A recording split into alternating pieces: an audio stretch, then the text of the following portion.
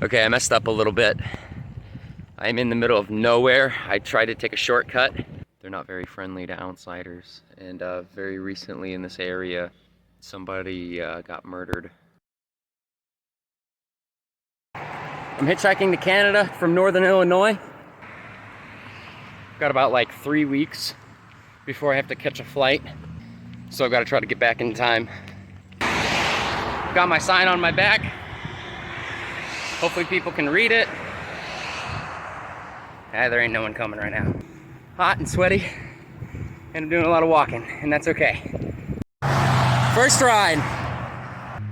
There she goes. That is Kaylin, who just picked me up. And she was actually gonna be dropping off some clothes to a Goodwill. So she offered me these sweatpants, which is great because I only have shorts. And so I didn't think about how cold it's gonna get. I was just kind of really excited. I think I have my next ride, potentially. He just waved me down, I'm getting in. Yeah, this is Thomas from my hometown. It's crazy. It is crazy. It is pouring down rain, and I'm very glad I got picked up before this happened. I really wish I would have brought a beanie or something instead of this guy, because it's a lot colder than I had anticipated. I don't know if I've ever tried to get a ride this late at night while hitchhiking. I'm on the on-ramp, and nobody's passed yet, but I'm gonna try it for a little bit and see if I get another ride tonight. Luckily I got a ride that was pretty cold. Now I'm about 200 miles into my journey. It's really late at night, and I found a spot to stealth camp, so I'm out for the night. Good morning. It's like 6 or 7 in the morning. My back hurts a little bit. I'm kind of on uneven ground, and I just have my yoga mat. Ah, crap, man. I'm getting ready for the day, and I can hear it starting to drizzle.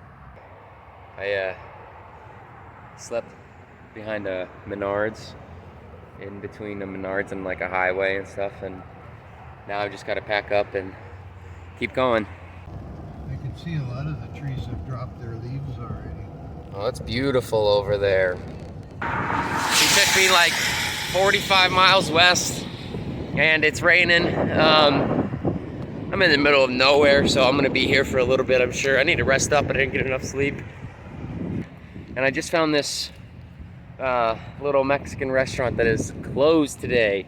And so I'm gonna come over here and get out of the rain, rest a little bit. The storm should be passing hopefully pretty soon. This is nice. It's nice and dry. There's metal chairs, not that comfortable. Probably just gonna sit on the ground. Sweet. All right, I've got my turtle pillow and my yoga mat, and I'm gonna go ahead and sleep past the storm. Well, I didn't get much rest, and I saw that actually there's another storm coming, and so I'm probably just gonna get up and try to get into a car while I can. Hopefully ride out the storm in a car. You know what would be nice right now? Gloves.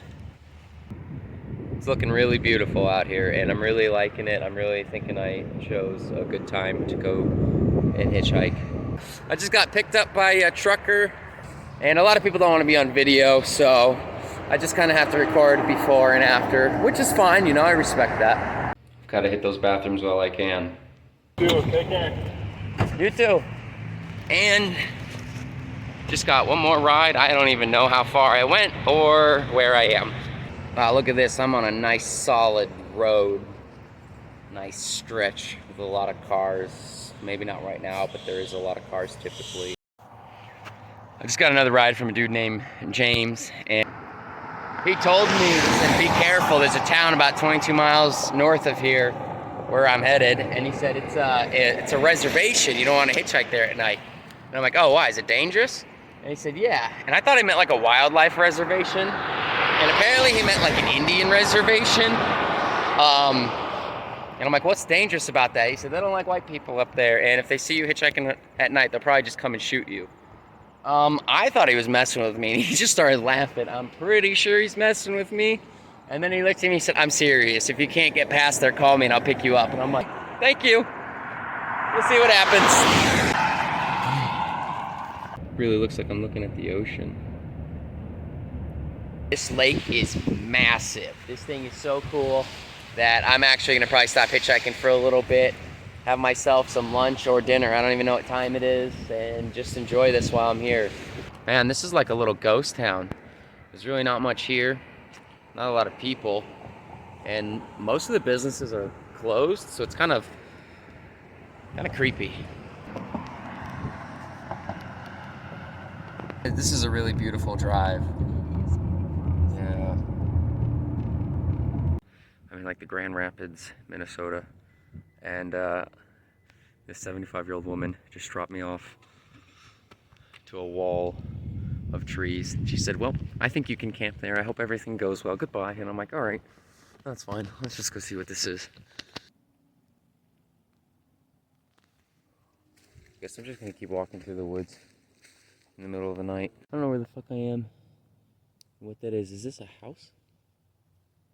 I don't know. I don't know if I should check it out or turn around. It's getting a lot colder, a lot faster than I thought it would. And I'm a little ill-equipped. Oh, last night was cold. I'm on my way to Goodwill right now to get some warmer clothes. A lot of people who have picked me up said they used to hitchhike back when they were younger. I'm talking people who are in their like 60s and 70s picking me up. They said they would never dare in a world today because of where the world's gone. And I'm thinking, there's still good enough people out there to pick me up. I know there's probably some bad ones too, but I've been pretty fortunate with most of my experiences to where I keep hitchhiking. That was a good trip to Goodwill. I got myself a warmer hat, got myself some nice gloves that are kind of mittens too, and then a sleeping bag, thankfully. I couldn't get socks, which is okay because since I have the sleeping bag, I can just shove my extra clothes at the bottom and keep them warmer. A kind stranger bought me a sandwich, and this has made my morning. Okay, I messed up a little bit.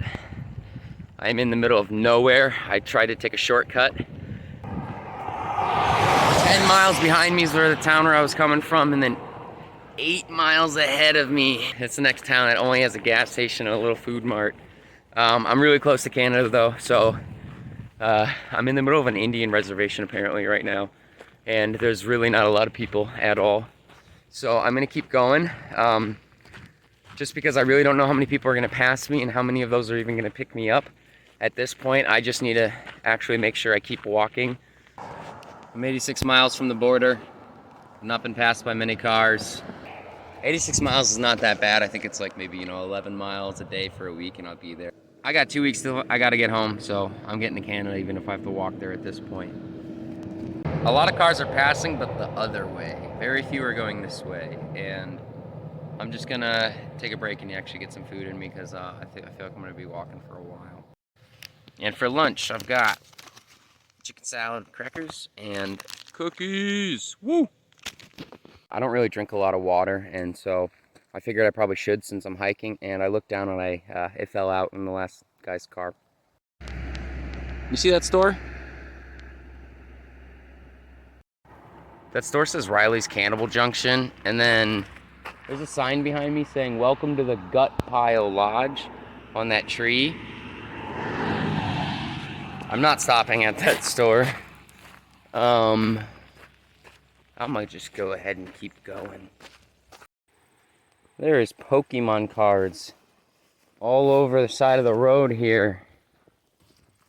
Yeah, this little stretch of land has been creeping me out a little bit.